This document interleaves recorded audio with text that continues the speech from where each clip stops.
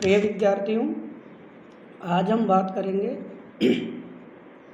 इतिहास विषय, उसका विभाजन और अध्ययन पद्धति, अध्ययन कैसे किया जाता है।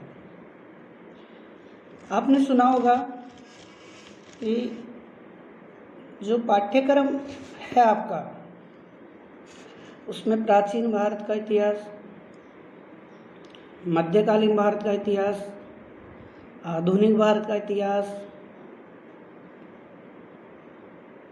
आदि। लेकिन ये इतिहास का विभाजन नहीं है, बल्कि इतिहास विषय को पढ़ने के लिए, समझने के लिए और विश्वविद्यालयी पाठ्यक्रम को निर्धारित करने के लिए प्राचीन, मध्य और आधुनिक इन तीन काल क्रमों में, या यूँ कहें कि अध्ययन की सुविधा के लिए इतिहास का विभाजन किया गया है। केवल अध्ययन की सुविधा के लिए, न कि ये इतिहास का विभाजन है। इतिहास को अगर विभाजित किया जा सकता है, हालांकि अतीत से लेकर वर्तमान तक कोई भी सिद्धांत या विचार समय को और इतिहास को विभाजित नहीं कर सकता, क्योंकि समय को कोई विभाजित नहीं कर सकता और अतीत से लेकर वर्तमान जो समय है, उसकी घटनाएं हैं, वही इतिहास है। इतिहास को अगर विभाजित भी किया जाता है तो इतिहास सिद्धांतों के तहत इतिहास को केवल तथ्यों के आधार पर ही विभाजित किया जा सकता है। जैसे प्रागैतिहासिक काल, आद्य ऐतिहासिक काल और ऐतिहासिक काल, ये इतिहास का वास्तविक विभाजन है जो तथ्य, स्रोत, प्रमाण, साक्ष्यों के आधार पर किया गया है। जैसा कि अगर अपन बात करते हैं इस ऐतिहासिक विभाजन की या इतिहास विषय के विभाजन की, तो जिसमें पहला भाग है प्रागैतिहासिक काल, प्राग प्लस ऐतिहासिक काल, ऐतिहासिक काल से पहले का समय। अब अपन बात करते हैं कि प्रागैतिहासिक काल को आद्य ऐतिहासिक काल से और ऐतिहासिक काल से कैसे विभाजन किया गया है। तो इसका मुख्य आधार है स्रोत, साक्ष्य, तथ्य।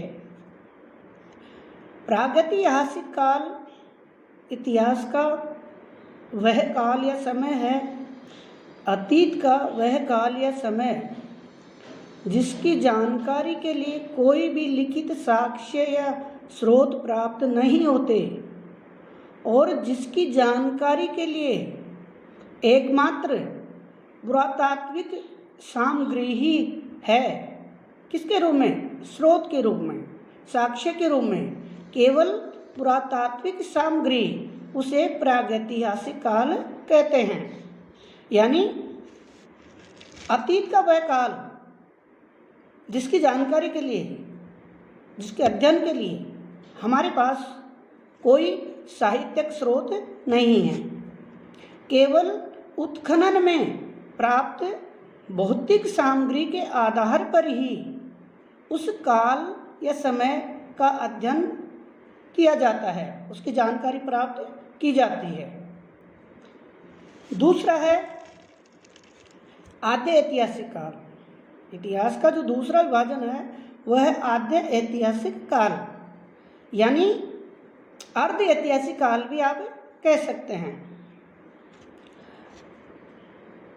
इसकी परिभाषा है अतीत का वह काल या समय जिसकी जानकारी के लिए हमें लिखित साक्ष्य तो प्राप्त होते हैं, लिखित साक्ष्य तो प्राप्त होते हैं, लेकिन अपठ्य या दुर्बोध होने के कारण जिनको अभी तक पढ़ा नहीं जा सका है, उस काल को आद्य ऐतिहासिक काल के नाम से जाना जाता है।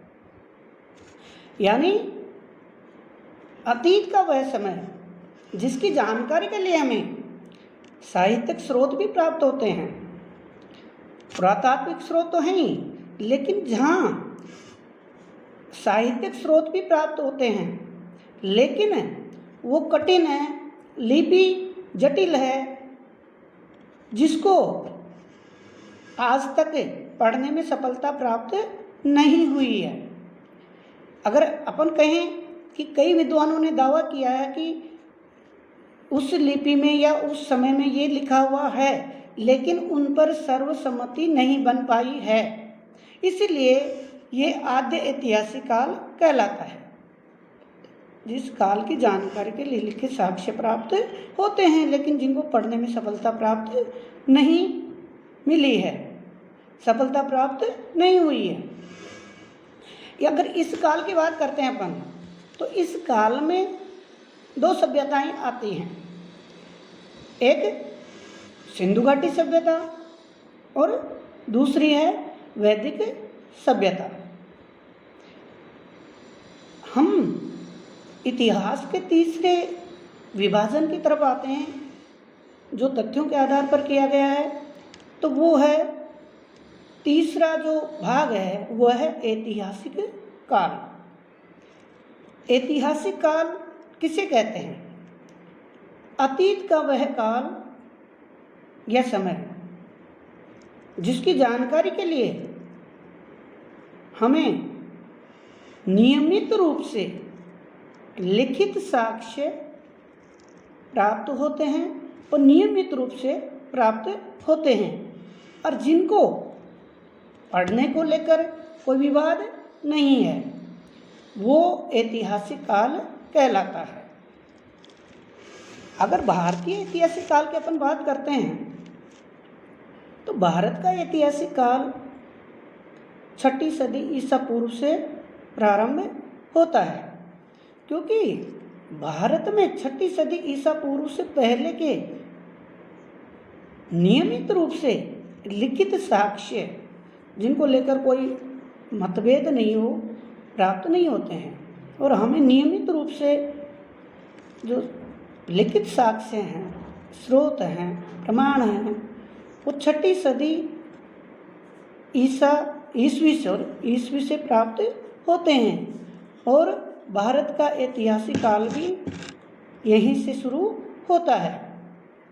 तो ये तो बात हुई इतिहास के विभाजन की, जिसमें पहला भाग प्रागैतिहासिक काल, प्रागैतिहासिक काल के लिखित साक्ष्य प्राप्त नहीं होते हैं और जिसके लिए हमें पुरातात्विक सामग्री पर निर्भर रहना पड़ता है।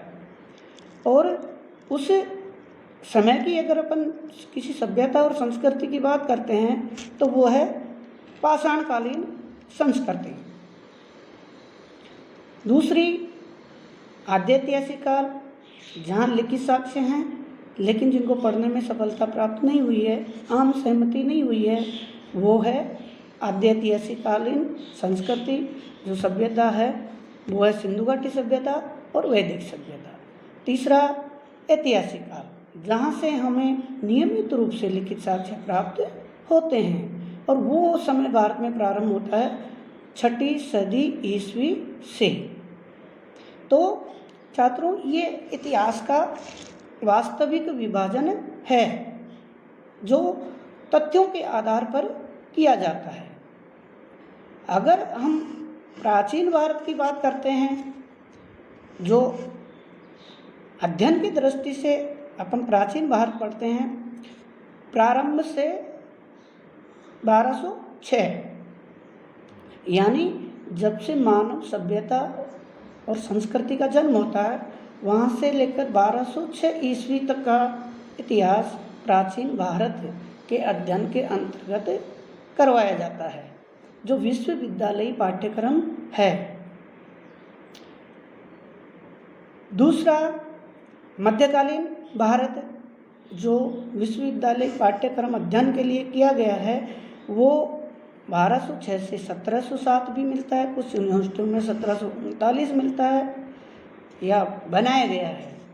फिर इसके बाद में आधुनिक भारत का इतिहास, जो मोटे तौर से पानीपत के प्रथम युद्ध से प्रारंभ होकर आज़ादी की, स्वतंत्रता की संग्राम, स्वतंत्रता की प्राप्ति, और आज कुछ यूनिवर्सिटियों ने 1970 तक का इतिहास भी अपने अध्ययन में शामिल कर रखा है।